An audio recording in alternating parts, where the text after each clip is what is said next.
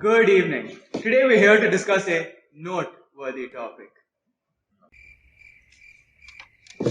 Thanks to PM Modi, our ID cards have finally found some use other than being left behind during examinations. That's right. In a stunning move, the government of India declared that 500 and 1000 rupee notes would be demonetized with immediate effect from midnight 8th of November. Demonetized. A big word that basically means that all your friends can use your money as paper plates for that party you're throwing. He's kidding, of course. You don't have friends or a party. No money. The government has given an initial deadline of 31st December for you to exchange all your notes. So it's time to dig out that stash of all the birthday money, Diwali money, Dasara money, New Year money, I haven't seen you in a long time money that your relatives have showered you with over the years. However, it's not as simple as going up and saying, Bhaiya 500 ke liye chutta hai kya? There are a few restrictions. You can exchange only up to 2000 rupees per day at the banks. Any extra money is deposited into your account. ID proof and documents are required for all transactions. However, deposits over 2.5 lakhs will trigger an investigation by the income tax department. If any discrepancies are found, a penalty of 50% is levied on underreporting, Which is claiming less than the actual income, and a penalty of 200% is levied on misreporting. which is completely hiding the source of income. There is a daily withdrawal limit of 2500 rupees from ATMs and a weekly withdrawal limit of 24,000 rupees from banks. But why?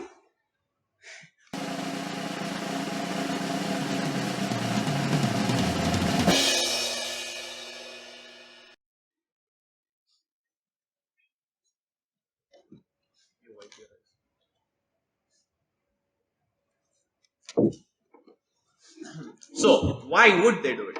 Let's analyze. The obvious advantage of this is that all the money hoarded illegally will now become defunct overnight.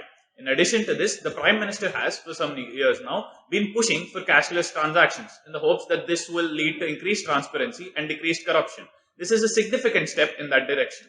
However, not everyone is happy about the implications of this. One can only wonder why. On the other hand, these advantages seem too good to be true. There's more to the story, and here's the questions people are asking. If it really is so simple, why hasn't it been done before? How much of the black money is in form of cash anyway? Won't it be too much of an inconvenience to the people? Won't the people hoarding black money find a way around this move? What will be the effect on GDP, stock markets, etc.? And finally, who is Sonam Gupta? Let's go one by one. Insert technical stuff here. Wait. Oh, hang on, that's not right. Let's take a break. 1 hour later, 2 hours later, 3 hours later, later. And we're back, this time with the technical stuff. To answer the first question, yes, demonetization has been done before, twice in fact. Back in 1946, the 500, 1000 and 10,000 rupee notes were deemed invalid. And then again in 1978, 1000, 5000 and 10,000 rupee notes were deemed invalid.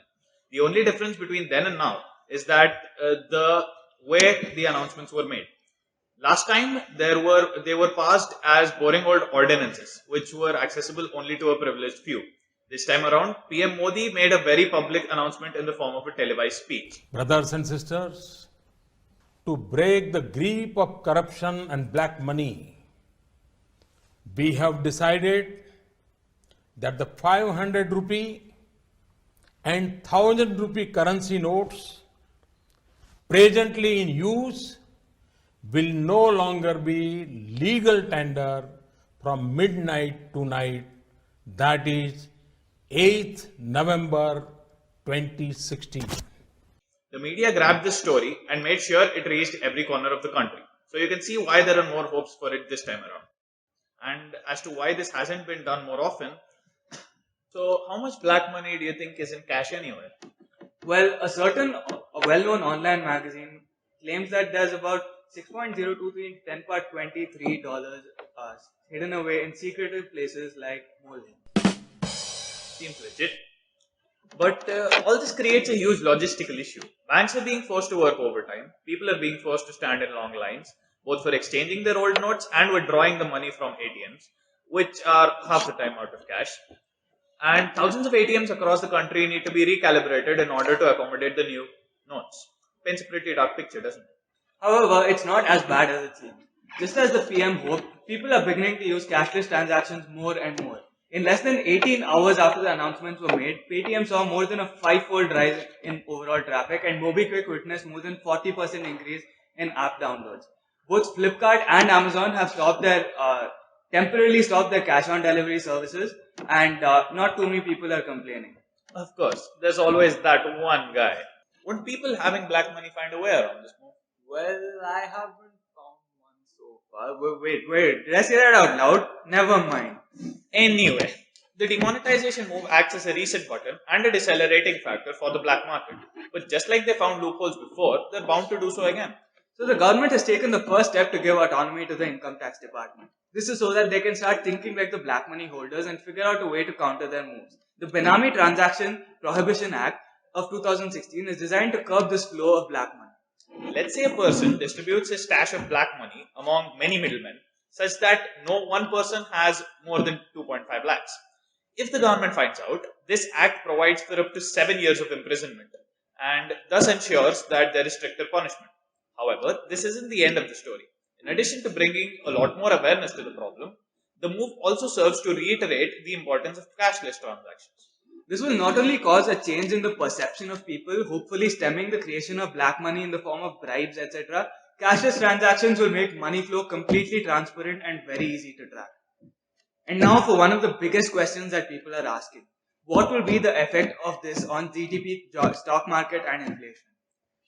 12% of our gross domestic product flows in the form of hard cash, 87% of which is in denominations of 500s and thousands. While it is not unusual for most of the currency to be in higher denominations, completely erasing these currencies would mean that remaining 13% cash would be in circulation for these 2 weeks.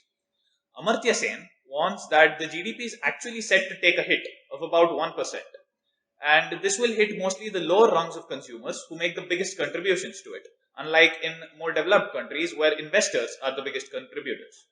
How this will affect markets is a rather more uncertain answer.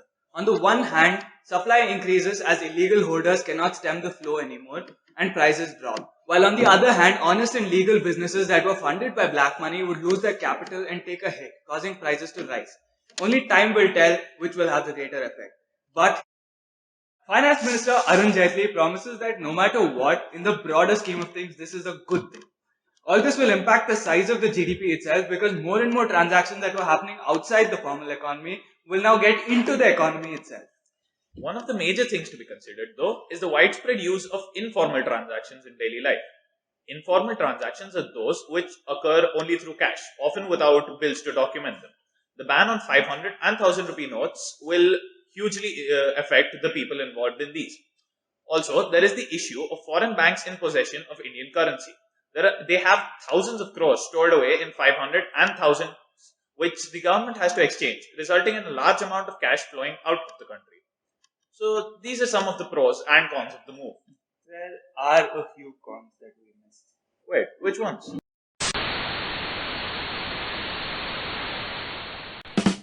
On a more serious note, however, this move has been described by many as a masterstroke, and here's why. Ever since he came into power, the PM has been dropping subtle hints that he was going to crack down on black money holders. In August 2014, the PM announced Pradhan Mantri Jan Dhan Yojana, a scheme where he ensured everyone, specifically the less privileged, were able to create a bank account and store their money. Next, for a few months this year, the government offered a voluntary disclosure of income scheme, which provided a one-time opportunity for black money holders who had not paid full taxes in the past to come clean by declaring their domestic undisclosed income and assets by paying a tax plus penalty at the rate of 45%. And only then, after giving suitable opportunity to come clean, did the crackdown happen. You can see why this seems like a well thought out, precisely planned surgical strike on black money. And if it wasn't, well, why doesn't my life fall into place that way? So, is this a good thing? Is this a bad thing? There are very convincing arguments for both, but at the end of it all, only time will tell. I'm Akhil And I'm broke. for the Daily Bitsian on